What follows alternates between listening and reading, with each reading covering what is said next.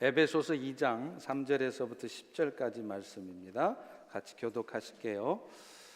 전에는 우리도 다 그 가운데에서 우리 육체의 욕심을 따라 지내며 육체와 마음에 원하는 것을 하여 다른 이들과 같이 본질상 진노의 자녀이었더니 긍휼이 풍성하신 하나님이 우리를 사랑하신 그 큰 사랑을 인하여 허물로 죽은 우리를 그리스도와 함께 살리셨고 너희는 은혜로 구원을 받은 것이라.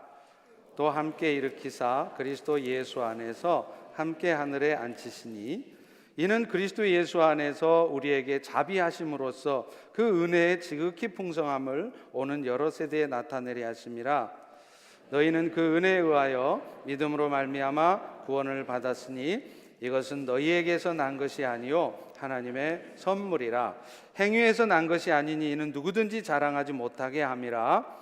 우리는 그가 만드신 바라 그리스도 예수 안에서 선한 일을 위하여 지으심을 받은 자니 이 일은 하나님이 전에 예비하사 우리로 그 가운데서 행하게 하려 하심이니라. 아멘. 네, 오늘도 우리 김정실 집사님이 통역으로 수고해 주고 계십니다. 잘 또 통역이 되게 해줄 줄로 믿고 함께 은혜를 나누겠습니다. 랍벨이라고 하는 성경학자가 이런 말을 했어요. 왜 어둠을 어둡다고 비난하는가?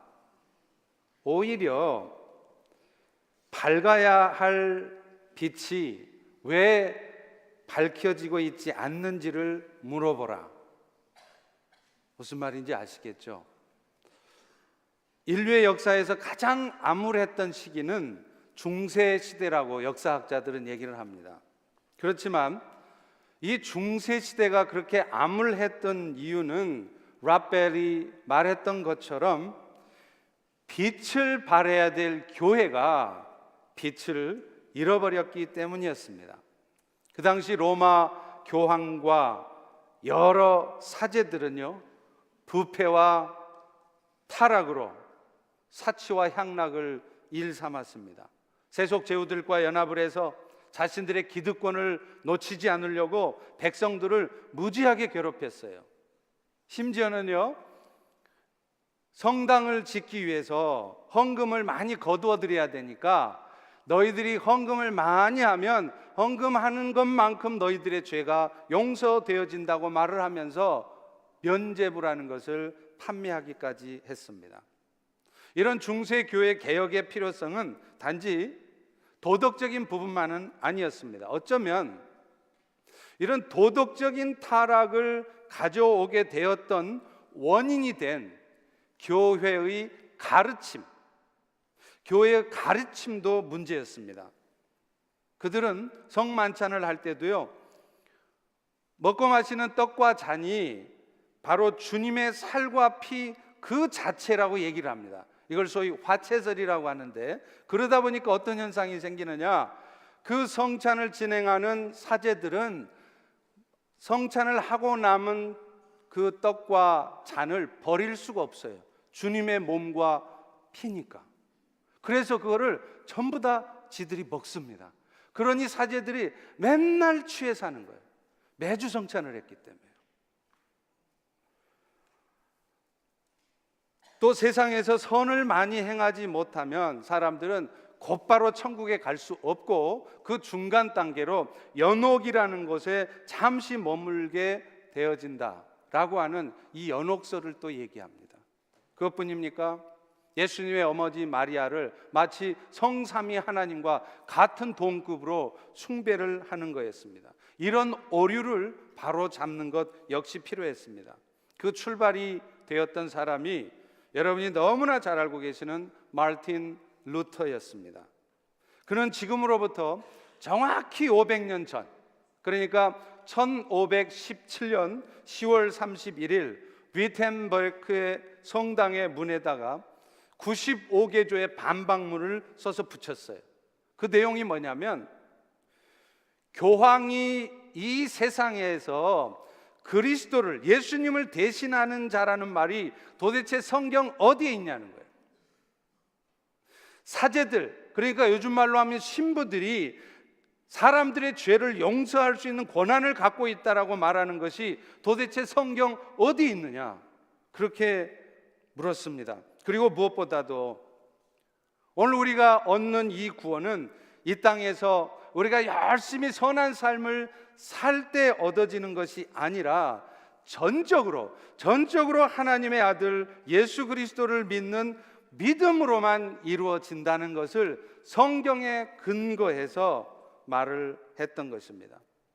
마르틴 루터는요, 이런 주장 때문에 교회를 파괴하는 반란자라는 그런 오명을 썼고요, 그 루터 앞서서 이미 개혁을 외치고 있다가 죽었던 많은 종교 개혁자들처럼 생명의 위협까지 받기도 했었습니다. 그러나 그가 생명의 위협을 무릅쓰고 시작한 이 종교 개혁이 마침내 여러분이 지금 다니고 계시는 오늘날의 교회 개신교를 낳은 것이었습니다. 여러분, 개신교라는 말이 원래 무슨 뜻인 줄 아세요? 많은 성도들이 교회를 다니면서 개신교라는 말이 무슨 말인지는 몰라요. 그 개신교라는 말이 원래 개혁교회란 말입니다. Reformed Church라는 거예요. 중세 로마 카톨릭의 그런 부패한 상태로부터 새로워진 교회, Reformed Church, 이것이 바로 개신교입니다. 마르틴 루터를 통해서 시작된 종교개혁이 오늘날의 이 교회를 이룬 것입니다. 오늘날 이 개신교를 탄생시킨 마르틴 루터가 종교개혁을 일으킨 지 500년이 되는 이즈음, 오늘 우리는 당시에 그 타락한 교회를 어떻게 종교개혁자들이 새롭게 하기 위해서 애를 썼는지 함께 살펴보려고 합니다. 이것은요, 어쩌면 아마도 제2의 종교개혁이 필요할 만큼 영적으로 점점 무기력해져 가고 영적으로 점점 세속화되어져 가고 있는 오늘 이 시대의 교회들, 미국 교회들, 또 우리 한인 교회들이 다시 들어야 될 메시지일 것이라고 저는 생각합니다. 종교개혁의 모토가 되었던 말은 세 가지였습니다. 우리 다 같이 한번 따라서 해보겠습니다. 솔라 피데, 오직 믿음으로만 구원을 얻는다는 거예요. 또 솔라 스크립추라, 우리의 신앙의 근거는 어떤 신비한 체험이나 그런 게 아니라 사실은 기록되어진 하나님의 말씀이라는 거예요. 그리고 마지막으로 솔라 그라티아, 우리의 구원은 오직 하나님의 은혜로 주어지는 것이라는 것이죠. 오늘은 그 중에서 가장 핵심이 되는 이 솔라 그라티아라는 말씀에 대해서 살펴보려고 합니다. 사실 오늘날 우리 기독교가요, 세상의 종교와 다른 점은 우리가 누리고 있는 이 구원이 하늘로부터 내려오는 은총으로 말미암는 것이라는 겁니다. 다른 세상의 종교들, 예를 들면 불교에서도요, 인간의 구원을 말을 해요. 여러분이 알고 있다시피 열반, 영어로 하면 니르바나라고 그러죠. 그 열반의 세계에 들어가는 것이죠. 그런데 불교에서는요, 사람들이, 중생들이 그 열반의 세계, 영원한 극락, 영생 극락의 세계로 들어가려면 열심히 수행을 하고 고행을 해야 된다는 거예요. 인간의 내면에 존재하는 어쩔 수 없는 그 갈망, 그 집착이 없어질 때 비로소 니르바나의 세계에 도달하는데, 그러려면 죽으라고 고행하고 죽으라고 수행을 해야 된다는 것이죠. 여러분, 얼뜻 들으면은요, 이 불교의 교리가 우리 기독교의 교리보다 훨씬 설득력이 있어 보여요. 그렇지, 그 영원한 생명의 삶을 그냥 그냥 노력도 없이 거저 얻는다고? 그건 말이 안 돼. 불교처럼 뭔가 열심히 인생들이 노력해야 얻어지는 것이 맞지, 이렇게 생각한다는 거예요. 그런데 여러분, 불교계에서 가장 추앙받던 성철 스님이 18년 동안을 고행을 하고 수행을 했지만 결국 자신 안에 있는 이 갈망과 어쩔 수 없는 집착을 없앨 수 없다는 것을 깨달았습니다. 그래서 그가 죽기 직전에 남긴 말이 무슨 말인지 아십니까?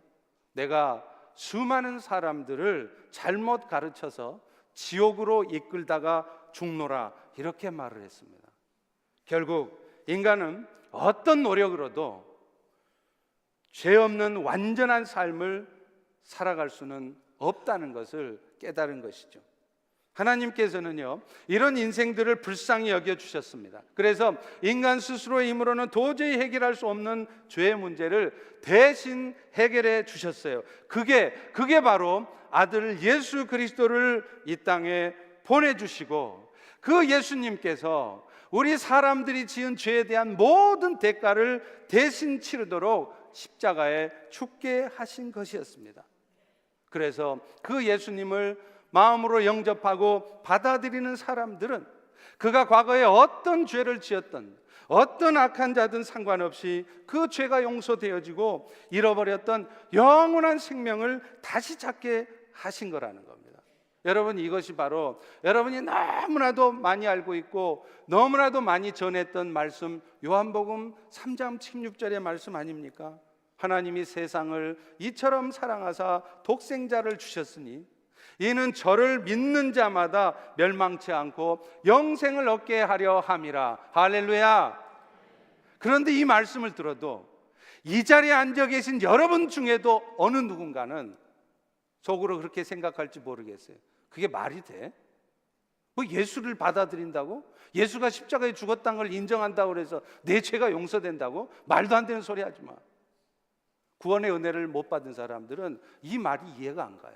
그런데요, 이 말도 안 되는 이 말씀이 구원의 은혜를 입은 사람들, 그래서 정말 영원한 생명을 얻은 사람들은 받아들여지는 것입니다. 여러분, 이 말도 안 되는 이 이야기가 마음으로 받아들여지고 믿어지는 것, 이것이 기적이고 이것이 은혜인 것입니다. 오늘 우리가 같이 나눠보려고 하는 이 본문의 말씀도 사실은 그 말씀을 하고 있어요. 우리 다 같이 4절 5절을 다시 한번 읽습니다. 시작. 긍휼이 풍성하신 하나님이 우리를 사랑하신 그 큰 사랑을 인하여 허물로 죽은 우리를 그리스도와 함께 살리셨고 너희는 은혜로 구원을 얻은 것이라. 여러분, 성경에 보면요, 가끔 괄호가 쳐져 있는 본문이 나오는 것을 보실 수 있어요. 그게 뭐냐면 이런 본문들은 어떤 사본에는 나오지만 또 어떤 사본에는 잘 나오지 않는 말씀입니다. 그래서 그 말씀이 원래 원본에도 있었다는 확실한 보장이 없을 때 그렇게 괄호를 쳐놓는 것입니다. 그러나 이 부분이 성경적인 근거가 희박하다 할지라도 사실은 다른 본문에 똑같은 말씀을 하고 있기 때문에 문제가 될 것은 없어요. 오늘 본문 8절을 같이 한번 읽습니다. 시작. 너희는 그 은혜에 의하여 믿음으로 말미암아 구원을 받았으니 이것은 너희에게서 난 것이 아니요 하나님의 선물이라. 여러분, 원래 은혜라는 말이요 헬라어로 하면 카리스라는 말입니다. 그 단어 뜻이 뭐냐면 다른 사람에게 어떤 보상을 기대하지 않고 베푸는 호의적인 태도나 선물, 이 말이 바로 카리스예요. 여러분, 선물을 어떨 때 받죠? 전혀 생각지 못했는데 혹은 선물을 받을 만한 어떤 일을 전혀 하지 않았는데도 받게 될 때 그것을 선물이라고 하는 것입니다. 구원이 하나님의 선물이라고 말씀하는 의미는 그렇게 우리가 받은 구원이라고 하는 것이 그 구원을 받을 만큼 우리가 잘 준비되지도 않았고 여러분이 그렇게 착하게 살지도 않았고 또 여러분이 이 땅에 살면서 지은 죄에 대한 대가를 여러분이 전혀 치르지도 않았는데도 불구하고 그것이 여러분에게 주어질 때 그것이 바로 선물이라는 거예요. 실제로 우리는 구원의 은혜를 받을 만한 어떤 노력이나 대가를 지불하지 않았습니다. 우리는요 원래가 하나님의 진노의 대상일 뿐이었어요. 오늘 본문 3절을 보십시오. 전에는 우리도 다 그 가운데서 육체의 욕심을 따라 지내며 육체와 마음에 원하는 것을 하여 다른 이들과 같이 본질상 진노의 자녀이었더니. 여러분, 사실 오늘 우리가 예수를 믿고 있지만 그래서 구원을 얻었지만 사실은 구원을 얻은 지금 이 순간에도 우리 마음속에는 세상을 향한 욕심이 있어요. 그것이 버려야 될, 포기해야 될 약속인 줄 뻔히 알면서도 그래도 이민 왔으면 이 정도는 살아야지, 이 정도 봄나게는 살아야지, 이 정도 집에는 살아야지, 그런 마음들이 있다는 거예요. 뻔히 하나님이 기뻐하시지 않는 것인 줄 알면서도 나도 모르게 음란한 짓, 나쁜 짓, 죄악된 짓을 하고 있는 거예요. 그게 왜 그래요? 우리 안에 그런 더러운 타락한 본성이 지금 이 순간에도 움직이고 있기 때문입니다. 그래서 그런 잘못된 모습 때문에 우리는 하나님의 진노를 받을 수밖에 없는 그런 존재들이라는 것입니다. 제가 자주 간증의 말씀으로 드리지만 40일 동안 아무것도 먹지 않는 그 40일 금식 기도를 하면서 제가 가장 크게 받은 은혜가 뭔지 아세요? 40일 금식을 해도 제 안에 없어지지 않는 여전히 남아있는 죄악된 본성을 확인한 것, 이것이 사실은 제가 받은 가장 큰 은혜예요. 저는 그래도 목사쯤 되고 또 40일 금식쯤 하게 되면 정말로 내 안에 있던 더러운 생각들, 악한 생각들, 세상을 향한 욕심들, 이거 다 사라지는 줄 알았어요. 그래서 제가 보기에도 천사처럼 말하고 천사 같은 그런 완전한 존재가 되는 줄 알았습니다. 그러나 40일 금식을 할 때도 물론 그랬고 지금도 여전히 때때로 제 안에 순간순간 그런 죄악된, 그런 못된 더러운 마음들이 움직이는 것을 확인합니다. 오늘 본문 2절도 그렇게 말하지 않습니까? 그때 너희가 그 가운데 행해서 세상의 풍조를 따르고 공중 권세 잡은 자를 따랐으니 지금 불순종의 아들들 가운데 역사하는 영이라. 오늘도 세상의 사람들 마음속에는 역사하는 영이 있다는 거예요. 이 세상의 권세를 잡은 악한 영이 사람들의 마음을 움직인다는 거예요. 그래서 그 악한 영의 역사로 말미암아서 사람들은 어쩔 수 없이 욕심을 따라 살아요.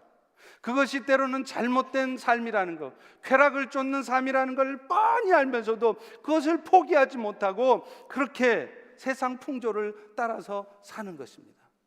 세상 살아가려면 이 정도 레벨은 돼야 되지, 그래도 내가 미국 이민 와서 이렇게 고생하고 살았으면 벤츠 정도는 타야지, 아파트 몇 채 정도는 갖고 있어야 되지, 이런 잘못된 세상의 가치관, 내 자식 잘 돼서 좋은 대학 가고 그래서 좀 세상 사람들한테 떵떵거릴 수 있도록 내 자식 그렇게 키워야지, 그런 가치관 속에 어쩔 수 없이 살아간다는 거. 왜요? 악한 영이 사람들 마음에 작용해서 사람들 마음을 그 어둠, 그 세상을 향하러 끌고 가기 때문에 그렇다는 거예요. 그래서 결국에는 그런 우리가 본질상 하나님의 진노를 받게 되어 있었다는 것입니다. 오늘 우리가 구원을 얻는다는 것은 이런 형편에 있던 우리들이 우리 스스로의 힘으로는 그런 죄악된 마음을 결코 이겨낼 수 없어서 그 영원한 멸망과 그 고통에서 살 수밖에 없는 우리들이 그리스도의 은혜로 그 하나님의 진노에서 벗어나게 된다는 것을 의미하는 것입니다. 하나님께서 우리를 구원하신 것이 은혜가 되도록 하기 위해서 하나님이 쓰신 방법은 뭐냐?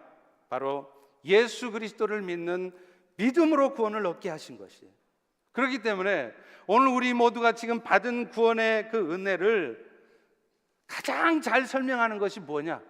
우리가 받은 구원의 특성을 가장 잘 설명하는 것은 믿음으로 구원도 아니고 예수로 구원도 아니고 바로 은혜로 구원이란 말이에요. 하나님께서는 우리 모두가 받은 이 구원이 은혜가 되게 하려고, 사람의 노력으로 된 것이 아니라 하나님께서 일방적으로 여러분에게 부어주신 은혜로 주어진 것이 되게 하시려고 뭘 하셨느냐? 아들 예수 그리스도를 십자가에 죽게 하셨고 그 예수께서 여러분의 치렀던 모든 죄의 대가를 다 치르게 하시고, 그리고 그 사실을 믿음으로 받아들일 때 우리의 죄의 문제가 해결되게 하신 것입니다. 그런데 중세 시대에는 이렇게 오직 믿음으로만 구원을 얻는다는 이 성경의 말씀에다가 사람의 생각을 더 플러스 시켰어요. 그래서 심지어는 헌금통에 쨍그랑하고 동전 떨어지는 소리가 날 때 죄가 용서되어진다고까지 말을 하게 되는 것입니다. 또 사람들이 세상에 살 때 선행을 많이 못하면 죽어서도 천국에 곧바로 못 들어가고 연옥에 갇혀 있다는 거예요. 그래서 후대 사람들이 그 죽은 사람을 위해서 열심히 기도해 줘야, 또 그 후대 사람들이 그 죽은 사람의 이름으로 열심히 착한 일을 많이 하면 그때 그 연옥에 있던 사람이 뿅 하고 천국으로 간다는 거예요. 여러분, 이런 말도 안 되는 얘기는 성경 어디에도 써 있지 않습니다. 그렇다면 왜 중세 시대에는 이렇게 성경에도 없는 얘기, 율법을 지키는 행위를 통해서 우리의 구원이 확정되어진다고 말을 하게 되었을까요? 사실 여러분들이 잘 몰라서 그렇죠. 오늘날에도 있습니다. 소위 말해서 신율법주의적인 시각을 가진 분들이 그렇게 말을 하고 있어요. 설사 우리가 하나님의 은혜로 구원을 얻는다 할지라도 우리가 말씀대로 잘 안 살면요, 우리가 은혜로 얻었던 구원이 취소된다는 거예요. 그러나 여러분, 만약에 그렇게 말한다면 결국 우리의 구원을 확정짓는 것은 하나님의 은혜가 아니라 결국에는 우리의 행위가 되는 것입니다. 그것은 오늘 본문에서 말한 것처럼 너희의 행위로부터 나온 것이 아니라 하나님의 선물이라고 하는 이 하나님의 말씀에 위배되는 것입니다. 그런데도 왜 율법주의적인 사고를 갖고 있는 분들은 그런 말을 해야 될까요? 이유가 있어요. 그렇게 말을 해놔야, 다시 말하면 죽으라고 니들이 말씀대로 안 살면 천국 못 가고 니들 다시 지옥 갈 수 있어, 이렇게 말을 해놔야 사람들이 선한 행위를 더 열심히 할 것이라고 생각하기 때문이죠. 그저 믿음으로 구원 얻는다 이렇게 해놓으면 사람들이 마음대로 뭐 믿음 있으니까 나 구원 받으니까 뭐 죄 지어도 되지 하면서 방종하는 삶을 살게 될 것을 걱정하는 거예요. 사실 그런 면도 없지 않아 있기는 있습니다. 그러나 결론부터 말씀드리자면 절대로 그런 방종하는 삶을 살 수 없습니다. 왠지 아세요? 우리가 예수를 믿어 구원을 얻게 되면 그 순간 우리 안에는 그리스도의 영이, 성령께서 들어와서 사시는 거예요. 그리고 그분은 한순간도, 우리가 천국에 도착할 때까지 한순간도 우리를 떠나지 않으시고 우리의 삶이 죄악된 삶에 빠지지 않도록 끊임없이 중보하고 계세요. 로마서 8장 26절도 그 말씀을 하고 있지 않습니까? 이와 같이 성령도 우리의 연약함을, 여러분의 연약함을 도우시나니 오직 성령이 말할 수 없는 탄식으로 여러분을 위해서 친히 간구하신다는 거예요. 여러분이 오늘도 뻔히 죄인 줄 알면서 이게 쾌락을 쫓는 것이고 내가 이러다가 야단 좀 맞지 뻔히 알면서도 그 쾌락을 계속 쫓는 거예요. 그것이 죄인 줄 뻔히 알면서도 포기하지 못하고 그 욕심을 따라서 하는 거예요. 그러면 그 순간 여러분 안에 있는 성령은 말할 수 없는 탄식 가운데 기도하십니다. 얘야, 너 그렇게 살면 안 돼. 너 그게 죄인 줄 모르니? 너 그러다가 무슨 일 당하려고 그래? 그런데 그렇게 해도 우리가 계속해서 고집부리고 어둠 가운데 살고 내 고집대로 살고 죄 가운데 빠져 있으면 성령께서는 더 이상 참지 않으십니다. 마침내 징계의 칼을 내리시세요. 그래서 결국은 우리의 삶이 더 성결해지고 온전해지는 삶이 되도록 하시는 것입니다.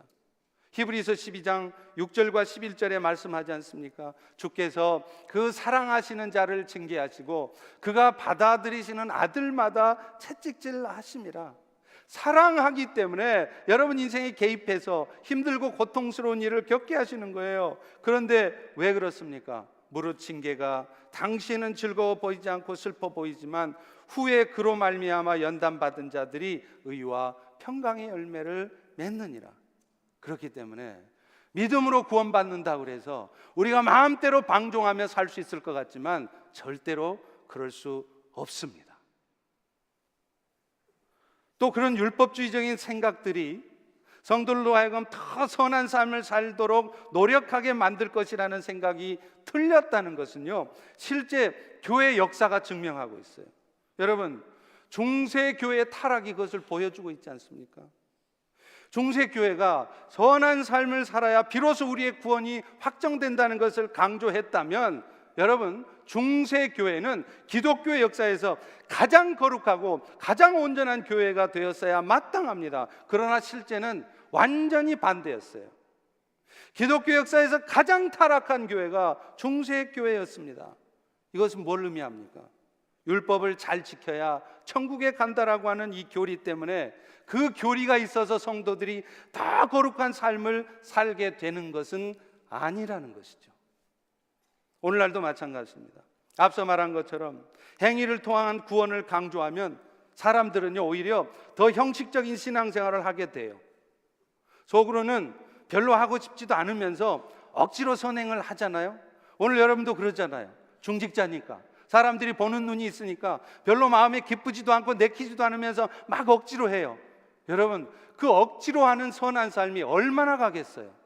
금방 지칩니다. 그리고 그거 하다가 시험 들게 돼 있어요. 반드시 시험 듭니다. 자기만 어두워지고 힘들 뿐만 아니라 남도 더 힘들게 만들어요. 함부로 판단하고 함부로 정죄하고. 그 왜 그래요? 자기도 모르게 기쁨 가운데 섬기는 것이 아니라 형식을 중요하게 여기고 사람들의 평가나 눈을 의식하게 되기 때문에 그렇습니다. 결국 신앙생활은 기쁨과 감사의 신앙생활이 아니에요. 억지로 부담스럽게 힘들게 신앙생활하다 결국에는요 더 죄악된 삶을 살게 될 수도 있다는 거예요. 그런데 복음은 그 반대입니다.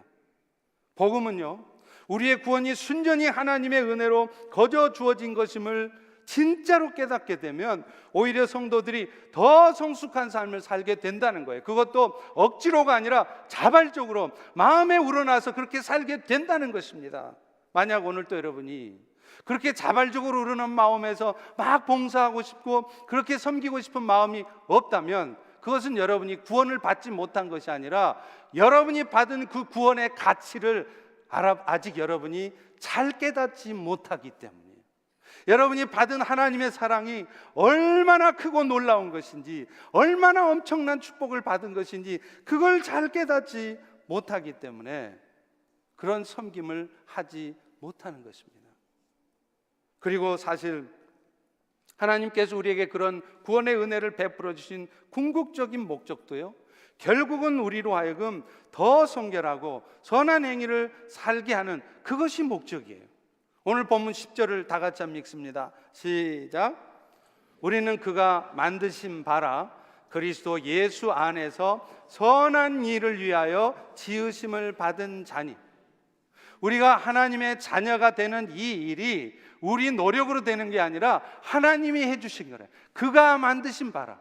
그런데 그렇게 하신 이유가 뭐냐? 여러분들이 더 예수를 통하여서 선한 일을 하는 사람이 되게 하려고 한다는 거예요. 이 말이 무슨 말입니까? 선한 행위가 구원의 조건이 아니라, 선한 행위가 있어야 여러분이 구원받는 게 아니라 선한 행위는 구원의 목적이라는 거예요. 여러분이 여전히 연약한 모습으로 살아가도 하나님께서는 먼저 여러분을 사랑하셔서 구원의 은혜를 베푸셔서 그 은혜에 감동하고 그 사랑의 가치를 깨닫게 될 때 자발적으로 일어나서 선한 삶을 살도록 하는 것, 그것이 바로 여러분에게 구원의 은혜를 주신 목적이라는 것입니다. 여러분, 자녀를 키워본 사람들은 그걸 알 수 있어요. 어렸을 적에 말썽 부리고 말 안 듣는 자식들 보면 어떤 마음이 드십니까? 우리 어르신들 말로 호적에서 그냥 팍 파버리고 싶죠?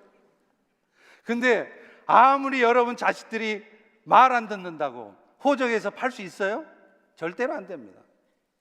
우리가 하나님의 자녀가 된 이상 우리가 아무리 말썽 부리고 여러분이 아무리 못된 삶을 살아도 그런다고 해서 하나님께서 여러분에게 주셨던 구원의 은혜를 취소하지 않습니다.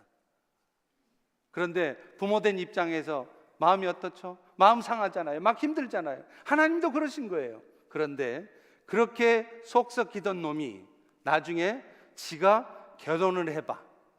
지 배로 애 10달 동안 9달이라며요. 저는 맨날 10달이라고 그래요. 9달 동안 담고 있다가 그냥 난로를 안고 사는 것처럼 그렇게 살다가 그냥 하루 종일 아프고 막 배앓이하고 그렇게 고통하다 얘 나봐요. 차마 죽겠는데 칭얼대는 애기 기저귀 갈아주고 잼 먹여주고 그렇게 살아봐요. 그때 부모 심정하는 거예요. 그러면 그 말 안 듣던 놈이 어느 날 갑자기 변합니다. 그래서 아빠가 무슨 부탁 안 해도 지가 나서서 엄마 아빠 이거 드세요. 엄마 아빠 수고 많으셨죠? 선한 삶을 지가 알아서 하는 거예요. 우리 어른들 말로 그런 말이 있잖아요. 제일 속삭긴 놈이 나중에 제일 뭐 된다고요? 효자 된다고. 성경에도 똑같이 그 말이 있습니다. 죄가 더한 곳에 은혜가 크다는 말이 딱 그 말이에요. 나쁜 짓 하고 마약하고 드락하고 하여튼 개망나니 같이 살다가 구원의 은혜를 입은 놈, 그런 놈들이 인생이 확 바뀌는 거예요. 그런데 나름대로 착하게 살았어, 웬만큼 선하게 살았어. 그런 사람들은요, 구원의 은혜가 임해도 변하질 않아요. 그냥 미적지근 그저 그런 듯이 이렇게 살아요. 왜 그래요? 그 구원의 은혜의 가치를 모르니까 그래요. 지가 얼마나 죄인인지를 모르니까 그래요. 그런데 주력하고 심지어는 사람을 죽여본 놈은 내가 얼마나 죄인인 줄 알아요. 이 죄인인 내가 하나님의 은혜로 구원을 받았다는 걸 생각하면 포기 못할 거 없습니다. 섬기게 돼 있는 것이에요. 여러분, 이것이 바로 복음의 능력이라는 것입니다. 하나님의 자녀가 된 자도 마찬가지죠. 왜 여러분 우리가 아버지 하나님의 뜻을 따라 살려야 하지 않을까요? 여러분 마음속에 지금 왜 여러분은 지금 욕심을 포기하지 않고 세상을 향한 욕심을 그대로 갖고 지금 사십니까? 이유가 뭔지 아세요? 하나님 아버지의 사랑을 깨닫지 못하기 때문에 그래요. 여러분이 받은 구원의 은혜의 가치가 얼마나 엄청난 것인지를 정말로 깨닫는다면 절대로 그렇게 살 수 없습니다. 내가 받은 은혜가 어떤 것인데 이런 나에게 구원의 은혜를 주신 그 하나님의 은혜를 생각하면 내가 이 돈 아깝게 생각해? 내 생명이라도 드려야 되지, 이렇게 되게 돼 있어요. 그런 의미에서 복음은 반복적으로 선포되어져야 돼요. 사도 바울도 로마서 1장 15절에 말합니다. 그러므로 나는 할 수 있는 대로 로마에 있는 너희에게도 복음 전하기를 원하노라. 로마에 있는 너희라는 게 뭐예요? 로마 교인들이에요. 이미 예수 그리스도의 복음, 예수님이 십자가에 죽으셨고 그 예수를 믿으면 구원 얻는다는 거 다 알고 있는 사람들이에요. 그 사람들에게 바울이 다시 복음 전하기를 원한다는 거예요. 왜 그래요? 그 복음은 계속적으로 반복적으로 들려줘야 내가 받은 사랑과 그 은혜의 가치를 알기 때문입니다. 잠시 잊어먹었다가도 아니지 나를 구원해 주신 은혜가 어떤 은혜인데, 그 은혜를 깨달을 때 비로소 누가 뭐라고 시키지 않아도 강제로 장로님, 권사님, 중직자니까 이렇게 하십시오, 그런 말 안 해도 알아서 하는 거예요. 그런 의미에서 여러분은 은혜의 자리를 사모하십시오.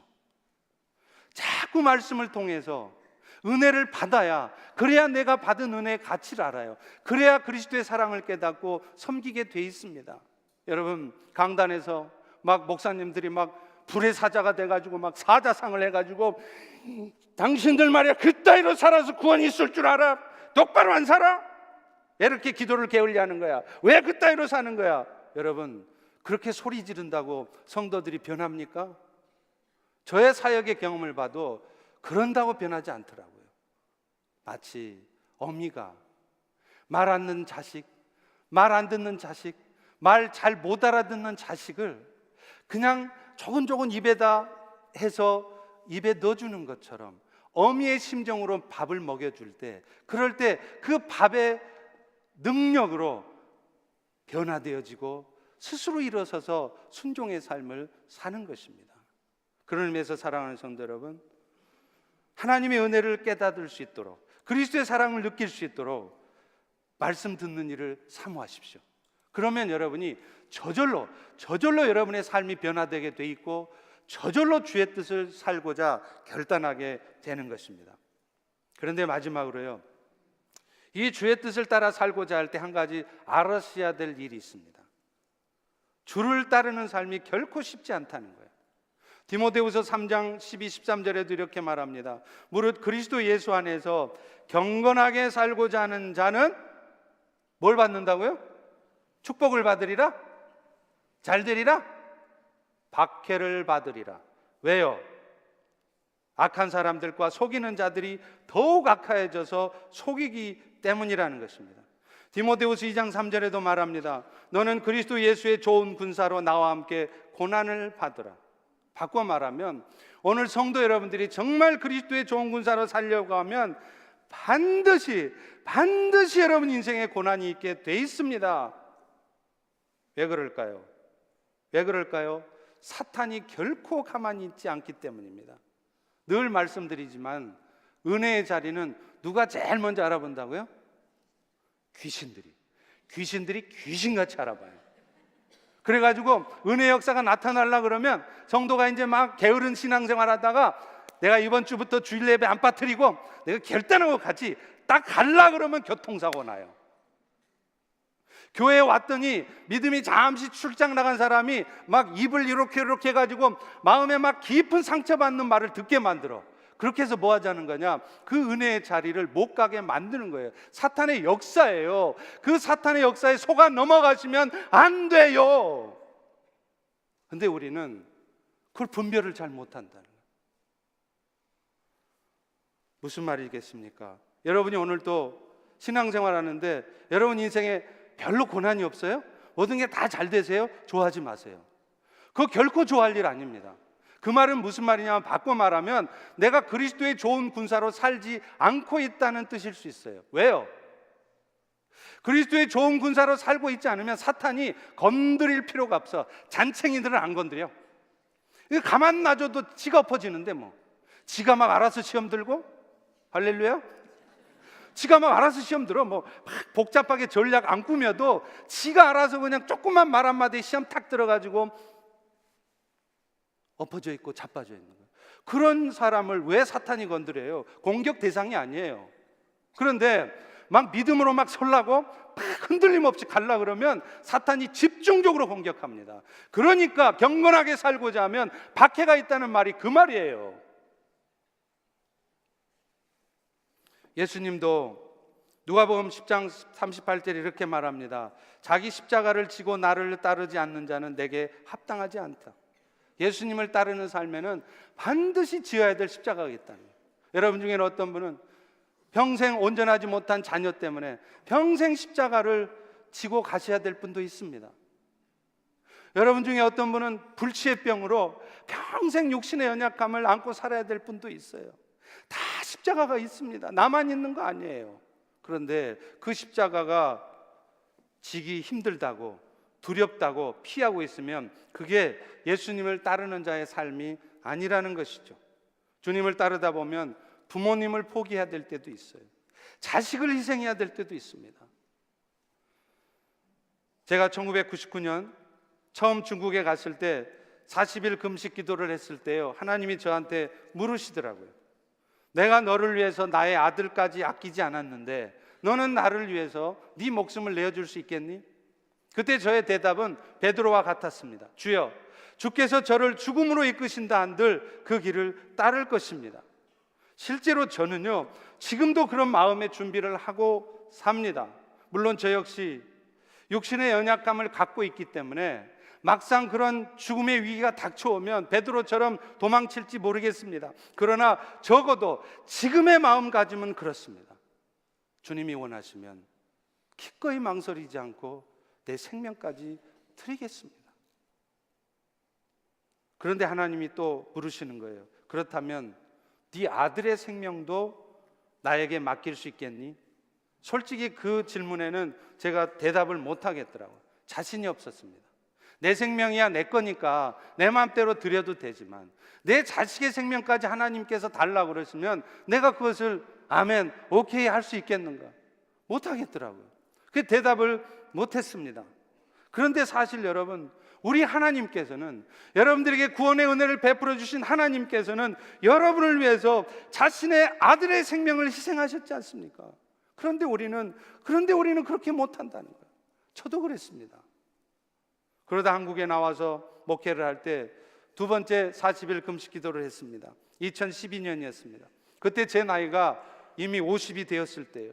그런데 그때 감사하게도 하나님은 저에게 세 번째 아이를 늦둥이로 주셨어요. 사실은 제가 처음 40일 금식 기도를 시작할 때도 시작한 날 하나님께서 둘째 아이가 임신되었다는 것을 알려주셨어요. 그래서 금식 기도하는 저를 하나님이 축하해 주시는 것으로 선물로 받았습니다. 그런데 이번에도 또 선물로 주시는구나 감사했습니다.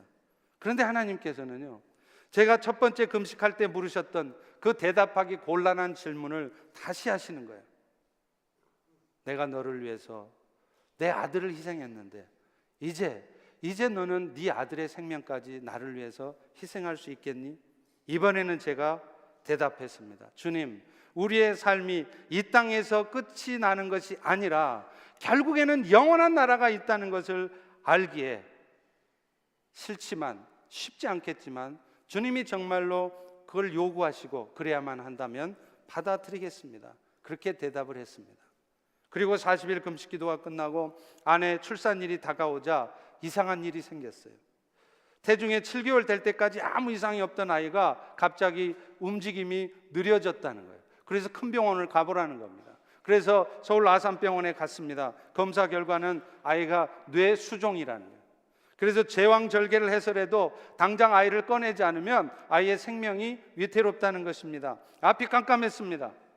결국 8개월 만에 제왕절개를 통해 아이를 낳았습니다.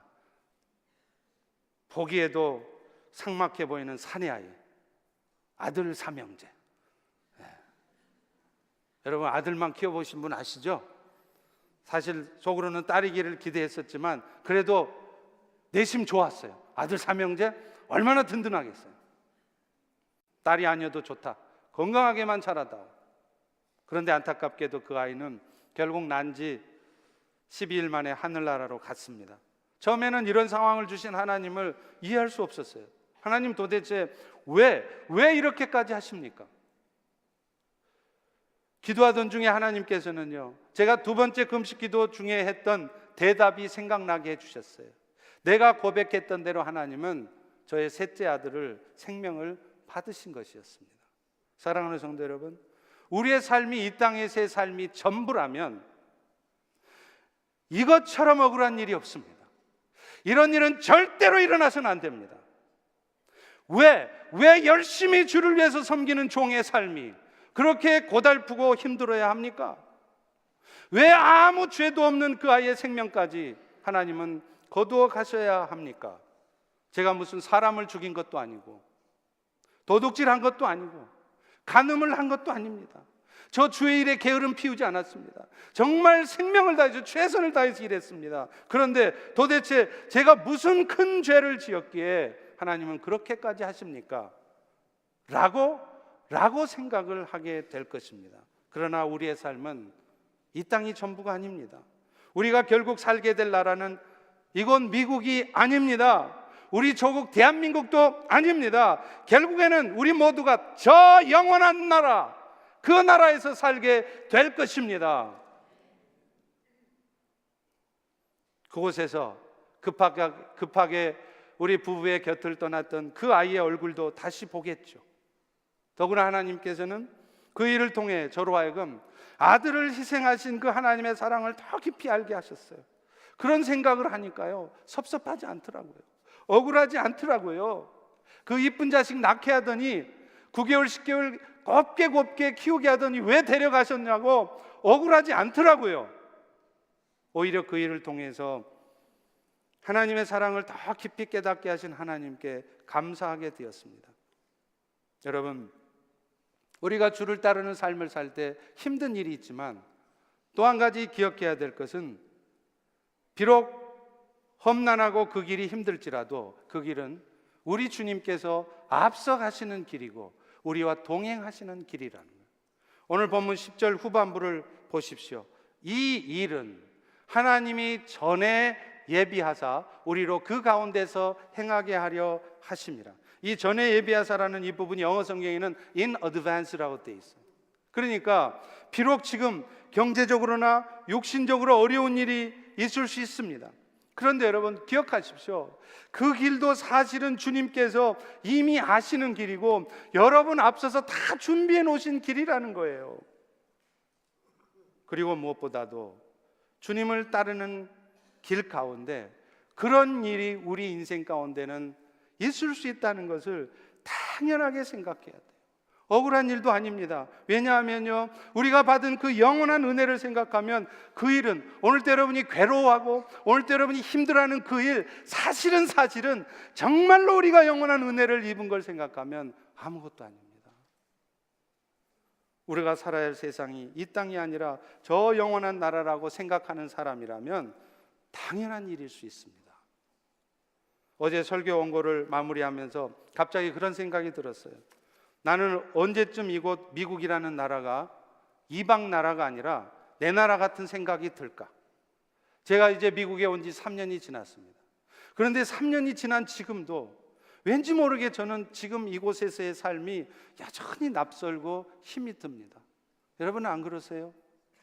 여러분처럼 저도 10년 혹은 20년이 지나면 이런 생각이 저에게도 없어지게 될까요? 그렇기를 소망합니다. 그런데 지금 생각으로는 그럴 것 같지가 않아요. 10년이 지나도 20년이 지나도 여전히 제가 이방 나라에 나그네로 살고 있다는 느낌을 지워버릴 수 없을 것 같습니다. 그런데 가만 생각해 보니까요, 그게 사실은 저의 신앙생활에 도움이 될 것 같습니다. 어차피 우리 인생이 나그네 인생인데 이곳에서의 삶이 그야말로 나그네로 사는 것 같아야 그때 비로소 우리가 영원한 천국을 소망할 수 있기 때문입니다. 그래야 우리는 이 땅에서의 삶에 집착하지 않을 수 있어요. 안 그러면요, 어떻게 하든지 미국 이민 와서 고생하며 살았는데 나도 좀 떵떵거리고 살아야지, 이런 생각이 먼저 움직이게 돼 있어요. 그렇기 때문에 나그네 같은 인생이라는 느낌이 있을 때 천국을 더 소망하고, 그 길 가운데 어떤 어려움과 고통이 와도 오히려 천국을 소망하며 억울해하지 않을 수 있기 때문입니다. 사랑하는 성도 여러분, 저는 주님 다시 오실 때까지라는 찬양을 참 좋아해요. 어쩌면 주님께서 걸어가신 그 십자가의 길을 따라 걸어야 하는 우리 모두가 불러야 할 찬양일 것입니다. 그 길 쉽지 않습니다. 만만하게 보지 마십시오. 때로 너무 고통스러워서 오늘 이 자리에 앉아 계신 여러분 중에 어느 누구처럼 당장에로 때려치고 싶은 길일 수 있습니다. 세상의 사람들은 가고 싶지 않은 좁은 길이에요. 그러나 그 길이 바로 이 엄청난 구원의 은혜를 입은 우리 성도들이, 여러분들이 가야 될 길입니다. 그리고 그 길 끝에는 우리 주님께서 우리를 영광스럽게 맞아 주실 것입니다. 그 길을 오늘도 불평하지 않고 힘들어하지 않고 묵묵히 걸어가는 우리 모두가 되기를 축원합니다. 기도하겠습니다.